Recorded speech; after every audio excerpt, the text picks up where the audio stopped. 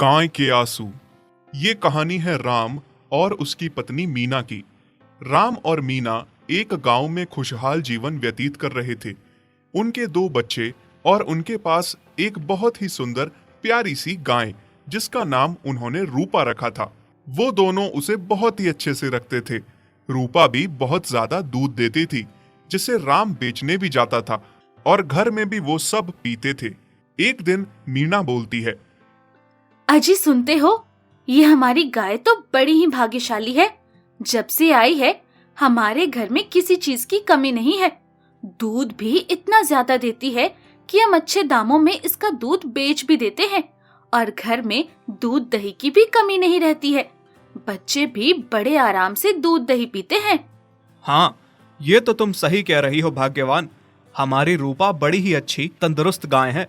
तुम्हें पता है, अभी दूसरे गांव का एक आदमी इसकी कीमत भी लगा रहा था, लेकिन मैंने तो साफ साफ बेचने से मना कर दिया कि भाई मैं अपनी इतनी अच्छी गाय को क्यों बेचूं। जी आपने बिल्कुल सही किया। हम भला अपनी गाय को क्यों बेचेंगे? इसके तो कोई दुगने भी दाम लगाएगा तो भी मैं इसे कहीं नहीं जाने दूंगी। अरे भाग्यवान, तुम चिंता मत करो, मैं रूपा को कहीं नहीं बेच रहा हूँ, वो हमारे साथ ही रहेगी। राम और उसकी पत्नी रूपा से बहुत खुश थे, लेकिन कहते हैं ना, कभी हमें अपनी ही नजर लग जाती है। राम और मीना के साथ भी कुछ ऐसा ही हुआ। शायद उन्हें अपनी ही बातों की नजर लग गई। एक दिन रूपा घास चरने के लिए दूसरे गांव जा रही थी। अचानक से सड़क पर जा रही एक गाड़ी ने रूपा को जोर से टक्कर मार दी, जिस वजह से रूपा बुरी तरह से घायल हो गई और उसे बहुत चोट आई। जैसे तैसे लोगों ने उसको राम के घर पहुंचवा दिया। अरे राम भाई, राम, देखो ये तुम्हारी गाय सड़क पर घायल पड़ी थी। मैं अपनी बग्गी में इसे डाल कर ले आया हूँ, तुम इसका इलाज करवा लो, ये बहुत घायल है। अरे ये क्या हुआ? मेरी रूपा को इतनी चोट कैसे आ गई? भाई कुछ बताओगे, क्या हुआ? ये तो चारा खाने गई थी, रोज तो समय से वापस आ जाती है, आज ये सब कैसे हो गया? अरे भैया, मुझे नहीं पता, पर आसपास के लोग कह रहे थे कि कोई गाड़ी जा रही थी जिसने रूपा को टक्कर मार दी, जिस वजह से ये घायल हो गई है। मेरा काम था इसे यहाँ तक पहुँचाना, मैंने पहुँचा दिया। अब तुम जानो, तुम्हारा काम जाने। मेरी मानो तो एक अच्छे से डॉक्टर को बुलवाकर इसका इलाज करवा लो। राम डॉक्टर को बुलाता है और रूपा को दिखाता है। डॉक्टर रूपा को अच्छे से मरहम पट्टी करते हैं और राम को कहते हैं, भैया मैंने मरहम पट्टी कर दी और कुछ दिनों के बाद ये ठीक हो जाएगी, लेकिन आज के बाद ये दूध नहीं देगी। इसको अंदरूनी चोट है, जिस वजह से अब ये कभी दूध नहीं देगी। अब ये बेकार हो चुकी है। राम को ये बात सुनकर बहुत धक्का लगा। डॉक्टर ये बात कहकर वहां से चला गया। राम अपनी पत्नी से कहता है, अरे भाग्यवान, मुझे तो कुछ समझ ही नहीं आ रहा है। डॉक्टर बोल रहे थे कि अब रूपा कभी दूध नहीं देगी और अभी तो इसके लिए चारा भी मुझे ही लाना होगा, क्योंकि अभी ये खुद से चारा खाने भी नहीं जा सकती है। और इतना खर्चा क्यों करना? मैं सोच रहा हूँ कि अब इसे छोड़ दूं। हाँ जी, बिल्कुल सही कह रहे हो। रोज इसे चारा कहाँ से लाकर खिलाएंगे? इससे तो बढ़िया इसे छोड़ देते हैं। मीना और राम रूपा को बाहर सड़क पर घायल ही छोड़ देते हैं। रूपा चल भी नहीं पा रही थी और वो दर दर भटक रही थी। गिरती पड़ती वो घूमती रहती थी और किसी से कुछ बोल भी नहीं पाती थी, लेकिन उसकी आंखों से आंसू टपक रहे थे। वो बोलती है, हे भगवान, ये क्या हो गया? जिससे मैंने अपना परिवार समझा था, उन्होंने बुरे समय में मुझे छोड़ दिया। अब मैं उनके लिए कुछ भी नहीं हूँ। जब तक मैं उनके घर में कमाई का जरिया थी, तो वो लोग मुझे इतना प्यार करते थे कि मुझे बेचने के लिए भी तैयार नहीं थे। आज घायल हो गई हूँ और उन लोगों के किसी काम की नहीं हूँ, तो उन्होंने मुझे सड़क पर मरने के लिए छोड़ दिया। ये बोलकर वो रो रही होती है। तभी वहां से एक छोटी बच्ची गुजर रही होती है। वो रूपा को रोते हुए देखती है और उसे घायल देखकर कहती है, क्या हुआ गाय माता, आप रो क्यों रही हो? क्या आपका भी इस दुनिया में मेरी तरह कोई नहीं है? मैं भी ऐसे ही रोती रहती हूँ। मेरी माँ और पापा कोई भी नहीं है। क्या आपका भी कोई नहीं है? और ये आपको चोट कैसे लगी? छोटी बच्ची गाय माता से बातें कर रही थी। गाय माता गर्दन हिला रही थी, मानो उसे कोई बहुत प्यार कर रहा हो, लेकिन वो बोल नहीं पा रही थी और छोटी बच्ची उसके सर पर हाथ फेर रही थी। गाय माता को उससे बहुत आराम पड़ रहा था। छोटी बच्ची को रूपा पर बहुत तरस आता है और वो उसे अपने साथ चलने के लिए कहती है। गाय माता, तुम्हारे तो चोट भी बहुत है, मैं तुम्हें यहाँ नहीं छोड़ सकती। तुम एक काम करो, मेरे साथ चलो। मैं यहीं अनाथ आश्रम में रहती हूँ। मैं वहाँ पर अपने अंकल से बात कर लूंगी और तुम वहीं मेरे साथ रह लेना। तुम्हें वो अंदर तो आने नहीं देंगे, लेकिन तुम अनाथ आश्रम के बाहर रह लेना। मैं तुम्हें वहीं खाने के लिए दे दिया करूंगी। छोटी सी बच्ची जिसका नाम पिंकी था, वो उसे अपने अनाथ आश्रम में ले आती है और वहां जाकर अपने अनाथ आश्रम के मालिक से कहती है। अंकल, ये गौ माता बहुत बीमार है, इसको चोट भी आई है। हमारी तरह इसका भी मुझे लगता है कोई नहीं है। आप प्लीज इसे यहाँ नीचे रहने दीजिए। मैं इसको खाना खिला दिया करूंगी और इसके मरहम पट्टी भी कर दूंगी। प्लीज अंकल, इसे यहाँ रहने दीजिए। अनाथ आश्रम का मालिक भी बहुत अच्छा आदमी होता है और पिंकी से बहुत ज्यादा प्यार करता है, तो वो रूपा को नीचे रहने की परमिशन दे देता है। रूपा अनाथ आश्रम के बाहर गेट के पास बैठ जाती है। पिंकी थोड़ी थोड़ी देर में आकर रूपा की मरहम पट्टी करती है और उसे खाना लाकर देती है और ज्यादातर समय रूपा के साथ ही बिताती है। दोनों में बहुत प्यार हो जाता है। दोनों एक दूसरे से बातें करते रहते हैं। पिंकी अपनी मन की सारी बात रूपा को बताती है। रूपा, तुम्हें पता है, मुझे बहुत बुरा लगता है जब मैं देखती हूँ कि सब बच्चों के मम्मी पापा हैं और मेरा कोई नहीं है। गौ माता भी उसकी हर बात पर सर हिलाकर जवाब देती है, क्योंकि वो खुद भी परिवार से अलग होने का दर्द समझती थी। लेकिन अब पिंकी ही उसका परिवार थी। कुछ समय बाद रूपा के मालिक मीणा और राम नौ देवी की पूजा करते हैं और कन्या को भोजन कराते हैं और गौ माता के भोजन के लिए जाते हैं। लेकिन वह जितनी भी गाय माता को भोजन करवाना चाहते हैं, उनका कोई भी गौ माता भोजन नहीं करती। यह देखकर वो दोनों बहुत परेशान हो जाते हैं। क्या बात है मीणा, हमारे घर का खाना कोई भी गाय क्यों नहीं खा रही है?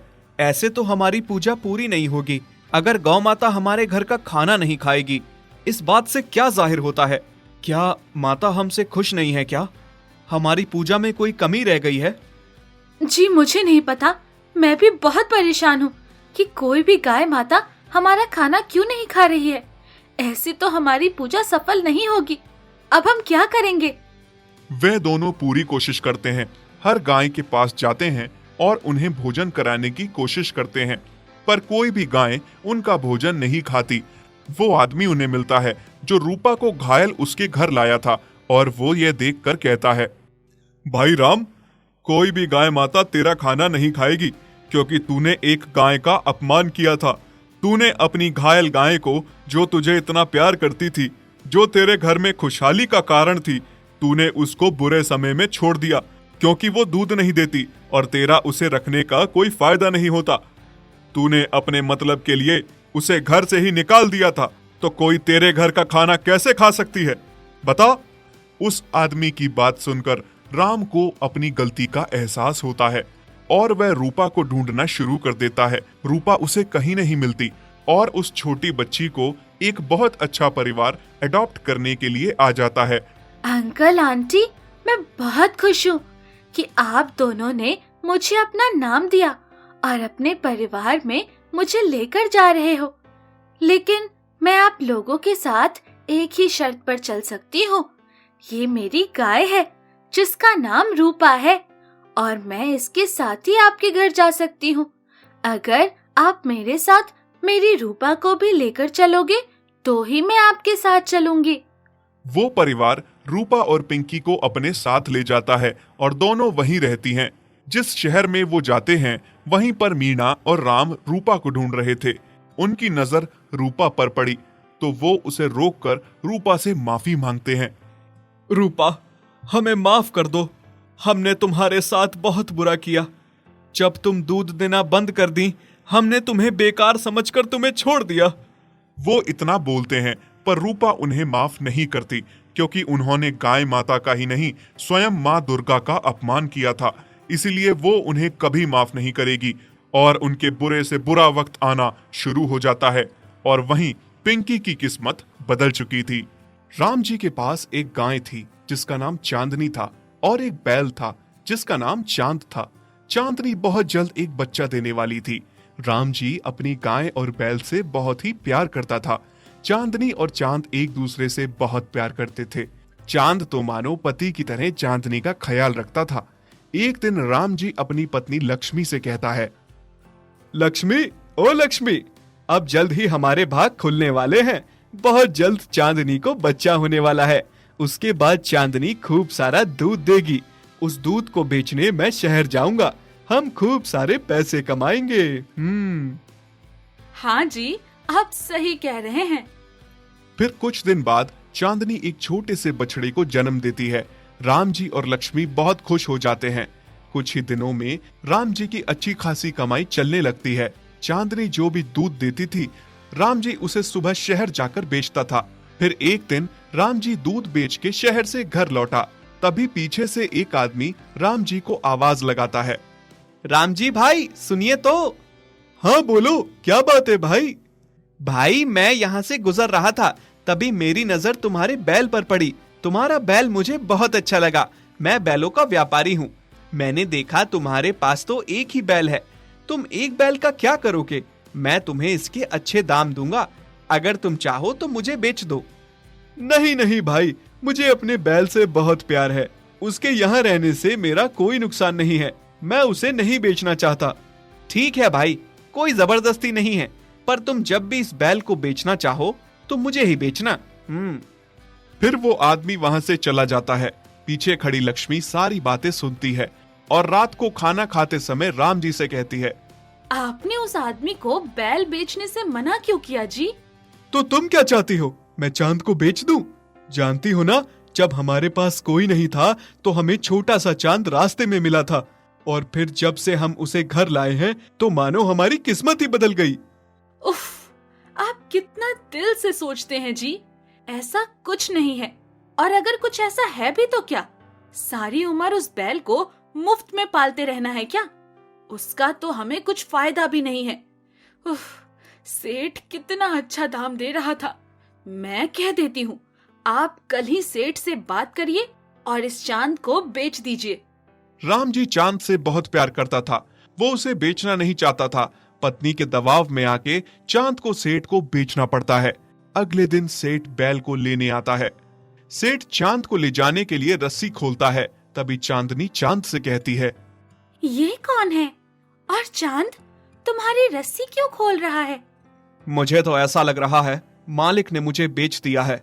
ये मेरा नया मालिक है। नहीं नहीं चांद, ऐसा मत कहो। तुम चले गए तो तुम्हारे बिना मेरा और हमारे बच्चे का क्या होगा? ऐसा नहीं हो सकता। चांदनी, मैं भी तुम दोनों के बिना कैसे रहूंगा? पर मालिक ने ऐसा क्यों किया? हाँ, शायद मैं उनके अब किसी काम का नहीं रहा हूँ, इसलिए मुझे बेच दिया। फिर सेठ रस्सी खोल के चांद को वहां से ले जाने लगता है। ये सब देख के राम जी को बहुत दुख हो रहा था। चांद पीछे मुड़ मुड़ के चांदनी और अपने बच्चों की ओर देख रहा था। चांदनी का भी रो रो कर बुरा हाल था। वहीं दूसरी ओर लक्ष्मी खुश थी कि चांद को बेच के अच्छा दाम मिला। रास्ते में चांद को सेठ ने खूब मारा। घर पहुंचने में पूरा दिन लग गया। चांद को बहुत बड़ी गौशाला में बांध दिया गया, जहां और भी बहुत सारे बैल थे और खाने को सूखी घास दी गई। चांद का उस अनजानी जगह पर बिल्कुल भी मन नहीं लग रहा था। उसने वो सूखी घास नहीं खाई और पूरी रात वहां से भागने की योजना बनाने लगा। वहीं दूसरी तरफ चांदनी ने भी चारा नहीं खाया। वो भूखी प्यासी ही थी। चांद जिस रस्सी से बंधा था उसे उसने खींचकर तोड़ दिया। अगले दिन जब चांदनी ने देखा तो चांद उसके सामने था। चांदनी को अपनी आंखों पर यकीन नहीं हो रहा था कि चांद लौट आया था। अब मैं तुम्हें छोड़कर नहीं जाऊंगा। सच? तभी राम जी बाहर आकर देखता है चांद लौट आया है। उसे अपनी आंखों पर यकीन नहीं हो रहा था। लक्ष्मी, अरे ओ लक्ष्मी, देखो तो कौन आया है। कौन आया है? देखो, चांद लौट आया है। अब मैं उसे जाने नहीं दूंगा। तुम तुम क्या इसके लौटने पे खुश हो रहे हो? सेठ को बुलाओ, इसको यहाँ से ले जाए। हाँ, इस बैल को फ्री का खाना खाने की आदत है, तभी वापस आ गया है। अगले दिन सेठ फिर से चांद को ले जाने आता है। ये फिर से आ गया। नहीं नहीं, मैं नहीं जाऊंगा। हे भगवान, मालिक ऐसा क्यों कर रहे हैं? क्यों हमें अलग कर रहे हैं? सेठ चांद को फिर से ले जाने लगता है। इस बार वो उसे मारता नहीं है। घर पहुंच के उसे गौशाला में बांध देता है। उसे फिर से सूखी घास खिलाई जाती है। चांद को इस बार एक मोटी रस्सी से बांध दिया जाता है ताकि वो भाग न सके, पर फिर भी वो वहां से भागने के बारे में सोचना नहीं छोड़ता। इस बार भागूंगा तो चांदनी और अपने बच्चों को लेकर कहीं दूर जाऊंगा ताकि फिर से हमें कोई अलग ना कर सके। वहीं दूसरी ओर चांदनी चांद के बिना बहुत उदास थी। उसके लिए चांद के बिना रहना एक एक दिन मुश्किल हो रहा था। उसने खाना पीना छोड़ दिया था। ये देखकर राम जी और लक्ष्मी बहुत दुखी हो रहे थे। देखिए ना जी, हमारी लक्ष्मी को अचानक से क्या हो गया है? अच्छी भली थी, अचानक से इतनी बीमार कैसे हो गई? ये सब तुम्हारे कारण हुआ है। तुम्हारे साथ मैं भी इस पाप का भागीदार बन गया हूँ। हाँ, मेरे कारण? मैंने क्या किया? क्या तुम अंधी हो गई हो? तुम्हें दिखता नहीं है चांद और चांदनी का प्यार? वो दोनों एक दूसरे से कितना प्यार करते हैं। चांदनी का बच्चे का बाप भी चांद ही है।